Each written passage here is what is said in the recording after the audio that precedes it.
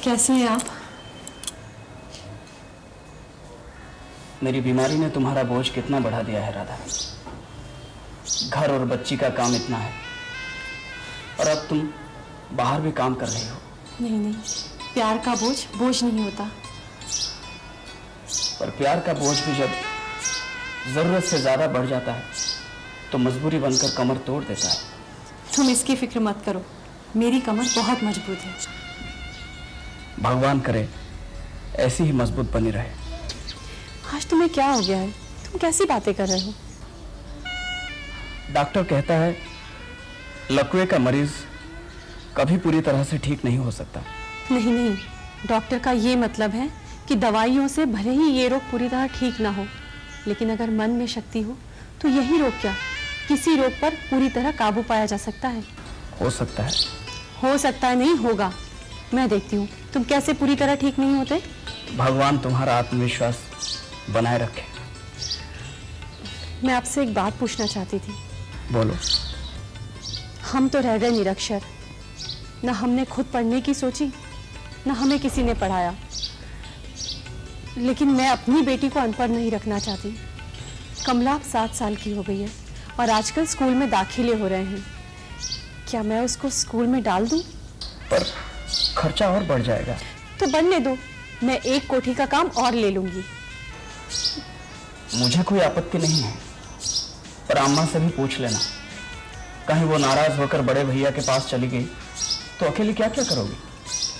उसकी फिक्र तुम मत करो, अम्मा को मैं मना लूंगी। लेकिन आप तो तैयार है ना? मैं हमेशा हर हाल में तुम्हारे साथ।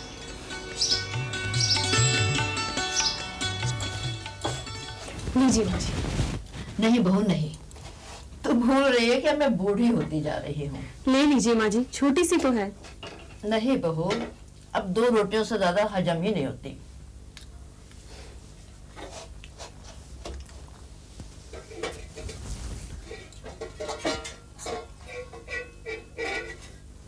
माँ जी, मैं आपसे कुछ पूछना चाह रही थी। हाँ हाँ पूछो बहू। माँ जी, अब कमला 7 साल की हो गई है, क्या मैं उसको स्कूल में डाल दूं? नहीं बहू नहीं, हमारी बिरादरी में लड़कियों को स्कूल भेजने का चलन ही नहीं है। फिर बड़े बूढ़े पढ़ी लिखी लड़कियों को अपने घर की बहू बनाने से डरते हैं। पर यह भी सही है कि अब समय बदल रहा है। हमारी तुम्हारी तरह लड़कियों को निरक्षर भी नहीं रहना चाहिए। फिर सारा दिन गलियों में खेलते रहने से स्कूल जाना ज्यादा अच्छा है। अच्छा माँ जी।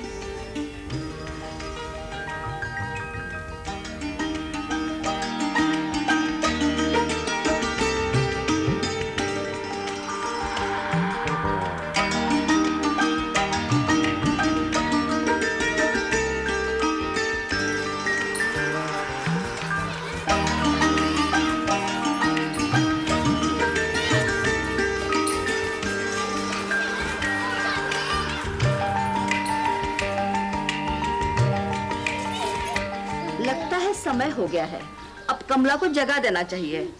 कमला, ए कमला, कमला उठ जा बेटा, आज तूने स्कूल जाना है। मेरा पाला पाला बेटा, उठ जा। छोना छोना बेटा, चल उठ जा। शाबाश, जल्दी जल्दी नाई नाई करनी है। चल शाबाश, आ जाओ आ जा आ जा। चल हाँ चलो बेटी, जल्दी करो, स्कूल में जाने में देर हो गई तुम।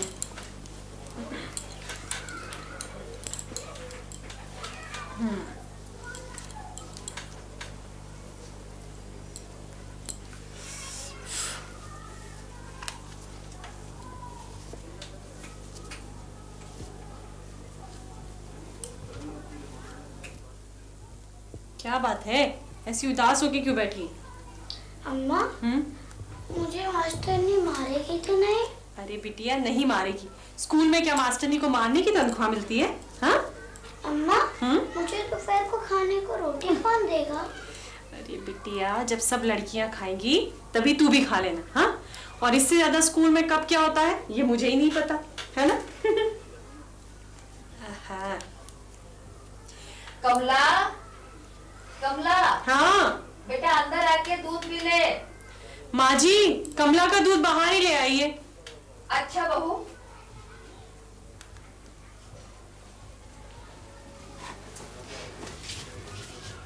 ले बेटा, दूध पी ले और साथ में ये रोटी खा ले। देख, ये रोटी खास तौर पे मैंने तेरे लिए करारी बनाई है।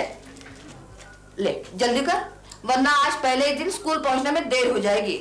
और याद रख, जैसे तू घर में सबसे झगड़ती फिरती है ना, वहां किसी से झगड़ना मत। मास्टरनी जैसे बोलेगी ना वैसे करना। मुंह खोल, मुंह खोल ना बेटा।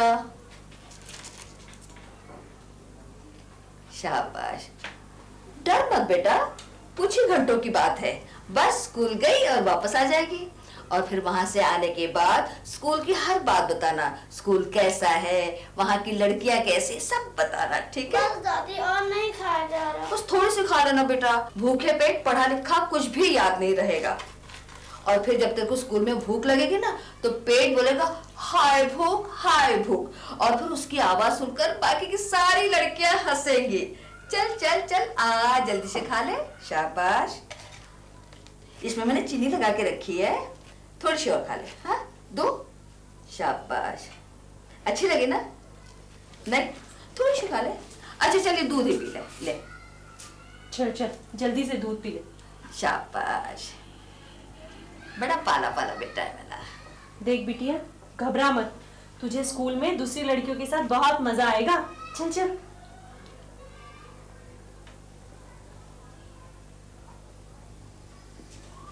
शाबाश। और ये ले तेरा टिफिन। इसमें ना मैंने चीनी लगा के रखी है। और सुन, अपनी रोटियां किसी को छीनने मत देना। चल चल बेटी, जा। जल्दी चल।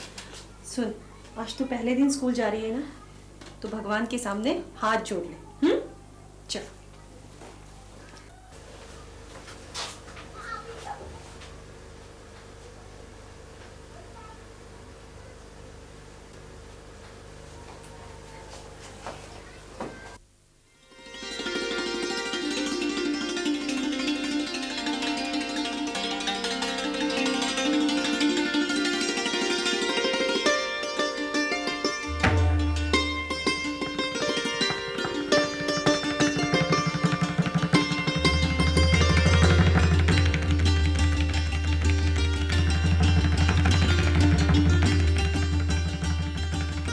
लीजिए, मुंह मीठा कीजिए। और ये मिठाई किस खुशी में? आज आपकी बेटी पहली बार स्कूल गई है। तुम बहुत हिम्मत वाली हो राधा। अगर मैं तुम्हारी जगह होता तो शायद इतना बड़ा कदम कभी नहीं उठा पाता। अम्मा, दादी, अम्मा, दादी, अम्मा, दादी, दादी। क्या है? देखो दादी, किताब जो मुझे स्कूल से मिली। हाय, किताबें तो बहुत सुंदर सुंदर है। सुन, आज तेरे को मास्टर ने पीटा तो नहीं? नहीं दादी, हमारी मैडम बहुत अच्छी है। अच्छा, और स्कूल की लड़कियों ने तेरी रोटी तो नहीं छीनी? नहीं दादी, हमारा स्कूल बहुत अच्छा है। सच?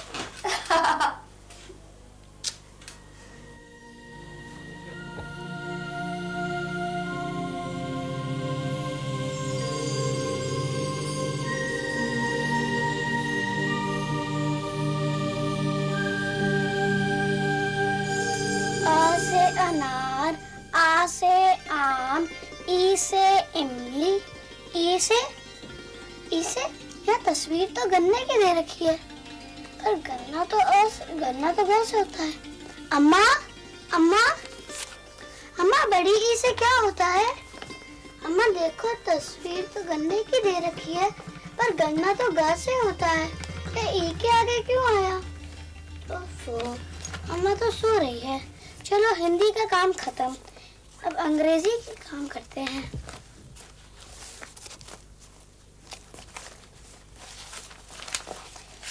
A for apple, apple माने सेब। B for bat, bat माने बल्ला। C for cat, cat माने बिल्ली। D for dog, dog माने कुत्ता। E for, यहाँ चित्र तो आँख का बना है। आँख को अंग्रेजी में क्या कहते हैं? अम्मा तो सो रही है, चलो दादी से पूछती हूँ। दादी, आपको अंग्रेजी में क्या कहते हैं? अरे बिटिया, मुझे अंग्रेजी कहाँ आती है। अगर मुझे अंग्रेजी आती होती तो मैं यहाँ थोड़ी ना बैठी होती। मैं भी किसी अच्छे से होटल में जाती, फर्राटेदार अंग्रेजी बोलती और अंग्रेजी खाना खाती, काटे छुरी के साथ, यो यो। चलो अंग्रेजी की भी छुट्टी, अब गणित पढ़ा जाए।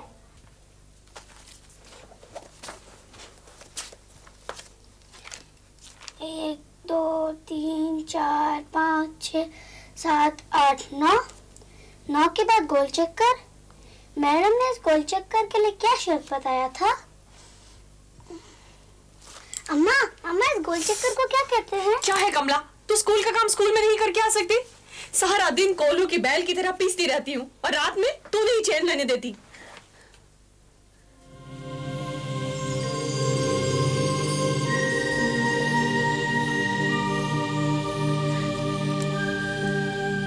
मेरी बच्ची, मुझे माफ कर दे। पता नहीं मुझे क्या हो गया था। अच्छा बता, तू क्या कह रही थी? हाँ, नहीं बताएगी? मुझसे नाराज है? लेकिन मुझे मनाना आता है। देख हंसी आ रही है तुझे, देख देख, हंसते हंसते हंसते हंसते।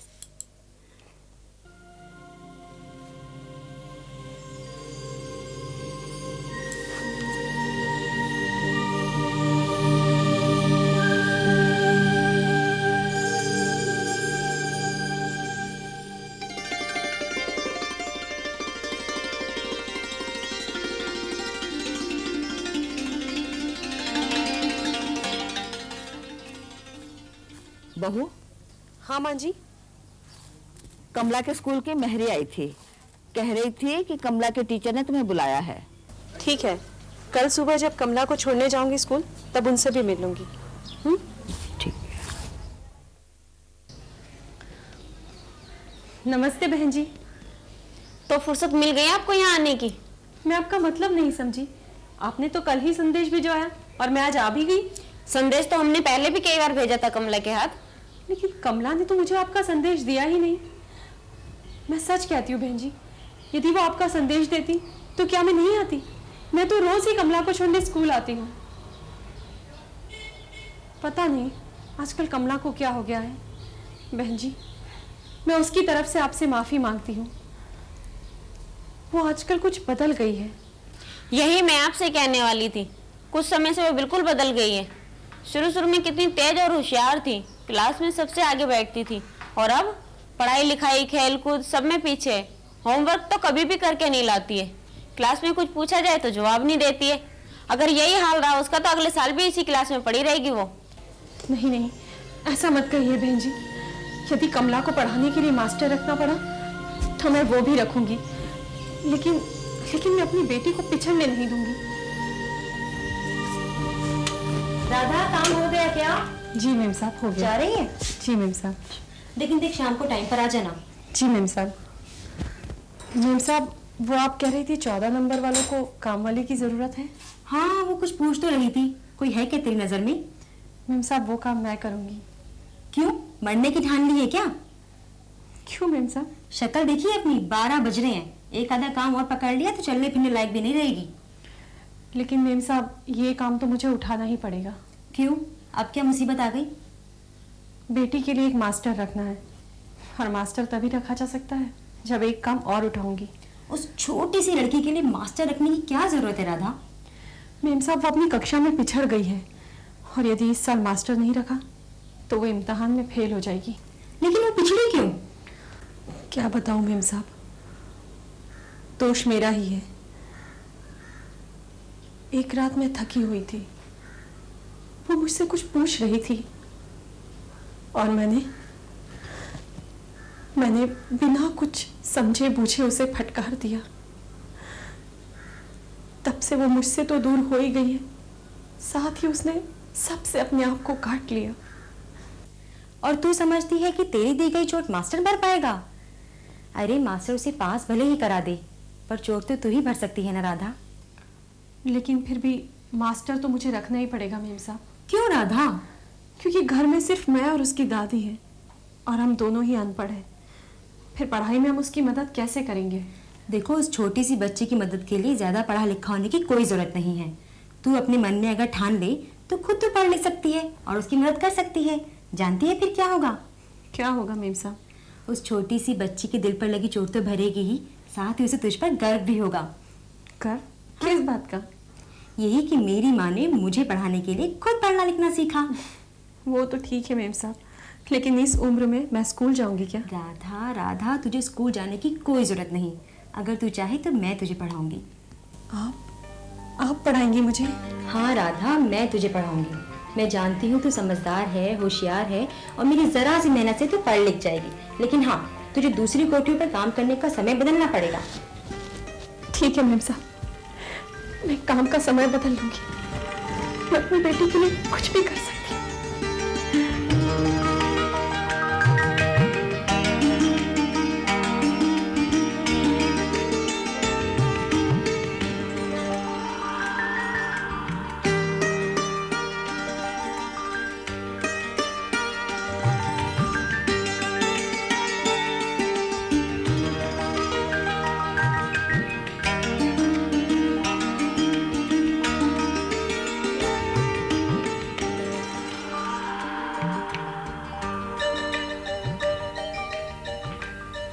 भाई साहब, क्या आपको मालूम है हमारी अंजलि भाभी ने घर में काम वालियों के लिए स्कूल खोला है?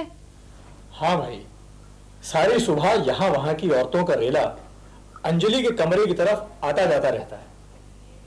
अंजलि, हाँ, तुमने तो सिर्फ अपनी काम वाली राधा को पढ़ाना शुरू किया था। ये इतनी सारी औरतें कहाँ से आ गई? अरे क्या बताऊं, एक ने दूसरी से कहा, दूसरी ने तीसरी से कहा, फिर सबने मिलकर मुझसे पूछा कि क्या हम लोग भी राधा के साथ पढ़ने के लिए आ सकते हैं। बस मैं मना ही नहीं कर पाई।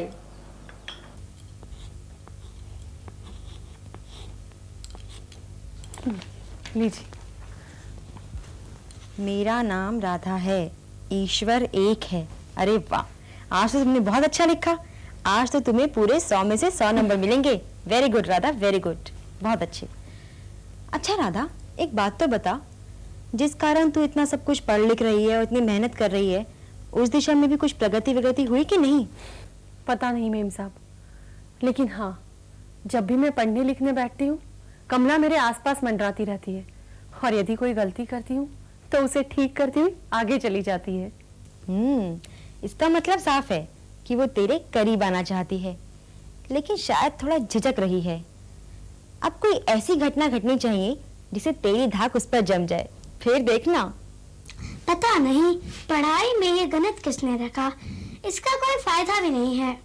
माँ जी, आपने वो गधे वाली कहानी सुनी है? कौन सी? अरे वही गधा जिसको पढ़ना लिखना नहीं आता था। एक दिन क्या हुआ, वो घर से बाजार जाने के लिए निकला। अब उसे पता ही नहीं था बाजार कहाँ है। उसने किसी से पूछा, भैया बाजार किधर है? उसे बताया, बाजार तो बहुत दूर है, तुम ऐसा करो 5 नंबर वाली बस पकड़ लो और सीधे बाजार पहुंच जाओ। फिर क्या हुआ बहू? फिर क्या, गधे को पढ़ना लिखना तो आता नहीं था, वो कैसे देखता कि कौन सी बस 5 नंबर की है। इसलिए उसने क्या किया कि जो बस पहले आ रही थी उसी पे सवार हो गया। अब बस जहां खत्म हुई वहां बाजार तो था, लेकिन वहां घास नहीं मिलती थी। जानती है क्या मिलती थी? गाजर। गधे को बहुत जोर से भूख लग रही थी, तो उसने गाजर वाले से कह दिया, भैया गाजर तोल दो। कितनी? अरे कितनी क्या, गधे को हिसाब किताब तो आता नहीं था, वो कैसे बताता कितनी। उसने तो बस गाजर वाले को गाजर तोलने का हुक्म दे दिया।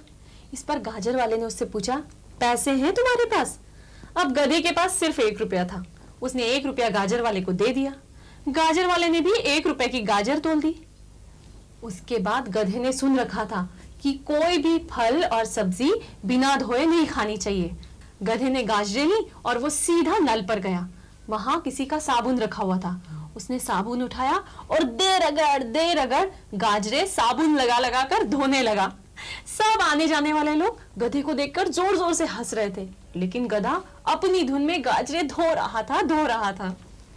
उसके बाद जैसे ही गधे ने गाजर अपने मुंह में रखी, उसका मुंह कड़वा हो गया।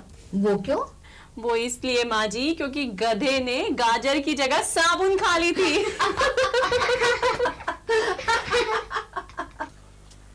ये जो रोज रात का बचा हुआ बासी मेरे सामने रख देती है, इससे तो मैं तंग आ गया हूँ। अरे भाई आज घर घर का यही हाल है। आज तो भार्गव साहब के साथ बात कर ही ली जाए। हाँ बिल्कुल ठीक है यार, चलो आओ। तो चलो सही है, चलो।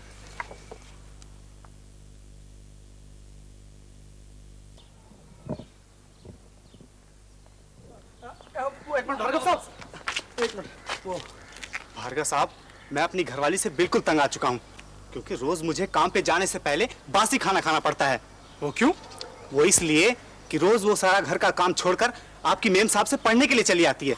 इसी वजह से भार्गव साहब मेरे बड़े भाई की लड़की की मंगनी टूट गई है। भार्गव साहब, अगर आपने अपनी मेम साहब को नहीं रोका तो ये सारे के सारे लोग अपने घरवालियों को छोड़कर चले जाएंगे। फिर इन सब की घरवालियों का जिम्मा आपको अपने ऊपर लेना पड़ेगा। हाँ और क्या। भार्गव साहब, आप इन लोगों की बातों पे बिल्कुल कान न धरिएगा। अरे आपकी मेम साहब की मेहरबानी की वजह से तो मेरे वहाँ काम करने वाले की लड़की स्कूल में आया लग गई है।